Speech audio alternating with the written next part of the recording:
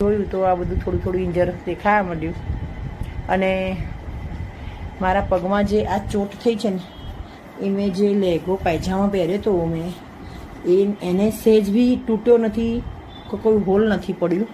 અને છતાં પગે આટલી મોટી ઇન્જરથી થોડી ખોચ પડી છે, આટલું ચાંદું પડી ગયું છે. નવાઈની એ વાત કે લહેંગા ને પાયજામા એટલે લેગી છે એને કશું નથી થયું, અને મારા પગને વાગ્યું છે.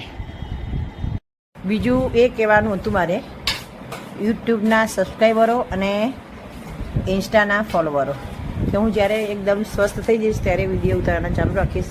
મને માફ કરજો અને જોતા રહેજો અને ફોલોવર કરતા રહેજો, સબસ્ક્રાઈબર વધારતા રહેજો.